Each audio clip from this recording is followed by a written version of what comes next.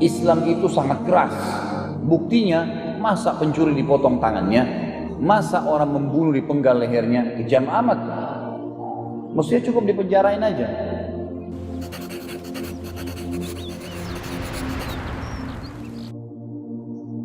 Kita tahu dalam Islam, kalau ada orang mencuri, hukumnya diapakan? Dipotong tangannya. Kalau ada orang berzina, dicambuk kalau belum nikah, dirajam kalau sudah menikah. Kalau ada orang membunuh, dipenggal lehernya, kisas. Ada kelompok di dalam buku-buku agama Islam tentang hadara alam Islami, tentang keadaan negara Islam sekarang. Dalam buku-buku agama kita ditulis istilah mustasyrikun. Mustasyrikun ini adalah para orientalis. Orientalis maksudnya adalah orang-orang non-muslim yang ada di Kanada sekarang, punya kampus namanya McGill, yang mereka mempelajari Islam, tujuannya untuk mencari kelemahan Islam. Dan mereka banyak memberikan beasiswa untuk anak-anak muslim yang berprestasi S1, di sana boleh sekolah S2, S3 gratis. Ada teman-teman saya, bahkan ada kiai dari Madura pernah sampai S3 di sana. Pulang luar biasa pemikirannya, jauh dari Islam. Alhamdulillah dapat hidayah lagi di Indonesia. Mereka coba mencari kesalahan-kesalahan Islam macam-macam. Kenapa cerai di tangan laki-laki? Kenapa perempuan dilarang pakai jilbab, disuruh pakai jilbab? Kenapa ini? Kenapa itu? Banyak hal yang dilemparin sama dia.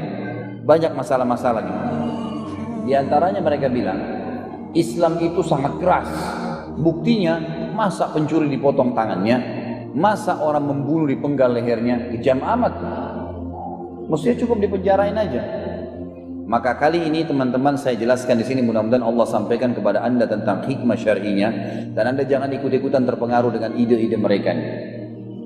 Allah tidak menurunkan sebuah hukum kecuali punya hikmah yang besar, dan khusus masalah hudud, pencuri potong tangan, orang membunuh dipenggal lehernya, Allah mengatakan, ya, walakum fil qisasi hayatun ya ulil albab. Dalam kisas itu hukuman bagi kriminal-kriminal yang besar, ada kemakmuran kehidupan kalian untuk kalian wahai orang-orang yang berakal. Baik teman-teman sekalian, orang yang mengatakan potong tangan itu kejam, orang yang dipenggal lehernya karena membunuh kejam, ini pertama secara akal kalau saya jawab adalah orang-orang yang belum pernah terjadi pada dia. Coba anda bayangkan kalau anda pulang rumah, pencuri sedang ada mengambil barang. Saya yakin kalau hak anda sedang diambil, atau motor anda tiba-tiba ada yang mau bawa keluar, dan anda punya pisau di dekat anda, walaupun anda penakut pada saat itu, anda akan berani karena hak anda diambil. Bukan cuma potong tangannya, anda akan lempar dan kalau perlu dia tertusuk mati.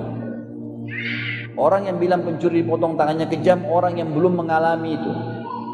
Bagaimana kalau dia pulang rumah, jebol semua toko emasnya, dicuri semua barang-barangnya, dan dia masih lihat pencurinya? Tidak mungkin dia tidak melawan. Sama halnya juga orang yang mengatakan orang yang membunuh dipenggal itu kejam. Ini orang bicara, ini belum mengalami. Coba kalau dia pulang ke rumah, istrinya, anaknya diperkosa lalu dibunuh depan mata dia, dan dia dengar siapa yang membunuhnya, apa yang dia lakukan? Bukankah dia akan datang balas dendam? Kalau nggak ditemui orang yang membunuh, mungkin dia akan bunuh adiknya, atau akan terjadi perang keluarga, perang suku. Lihat hikmah Islam. Kalau ada seseorang mencuri, kedapatan lagi praktek mencuri, diserahkan kepada pemerintah, dilaporkan. Dulu waktu kami masih di Madinah, saya dari tahun 90 sampai 98 waktu itu, SMA sampai S1 di sana, saya temukan setiap malam Jumat, bukan setiap siang, kalau malam Jumat dan ada kisos, maka akan diiklankan dari ya, berita, TV, radio, segalanya diberitakan, ada fulan bin fulan telah mencuri di toko emas ini, di rumah ini. Lalu diceritakan kronologisnya, dia mencuri, dia masuk jam sekian, dia pukul, dia ambil, dia.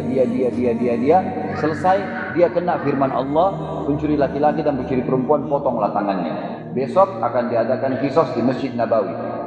Di Masjid Nabawi teman-teman, di daerah selatan timurnya, itu ada sebuah perpustakaan namanya Perpustakaan Raja Abdul Aziz, Maktabah Malik Abdul Aziz, sampai sekarang masih ada.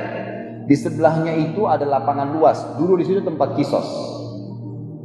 Sekarang saya tidak tahu, mungkin sudah dipindahin karena perluasan Masjid Haram, tapi yang jelas itu ada kisos juga. Di situ kalau ada kisos, nanti akan ada polisi berdiri pagar betis. Misal kita anggap mic ini bulat, nanti polisi pagar betis ya.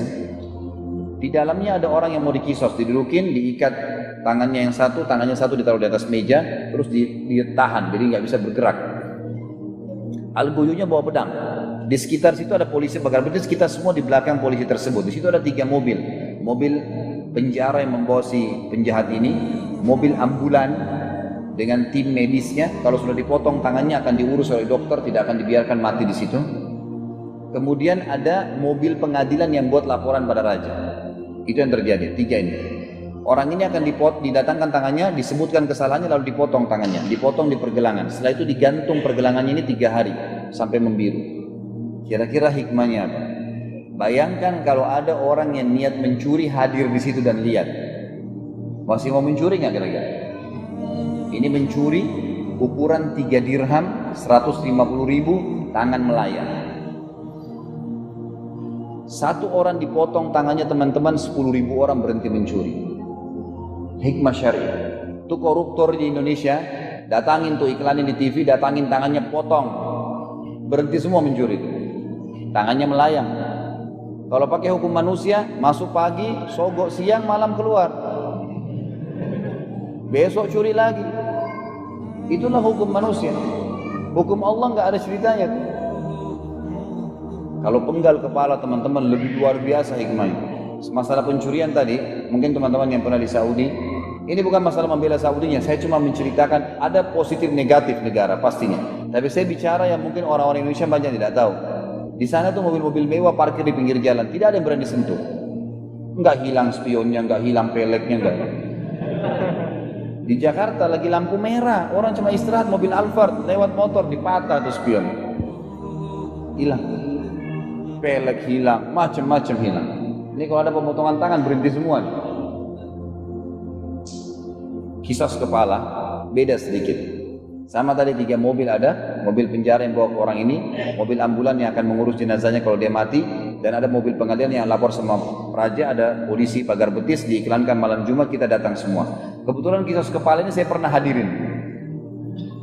Kita berdiri semua di belakang situ, lalu kemudian algojonya agak berbeda sedikit. Dia ambil 3 langkah dari orang yang akan dikisos nih.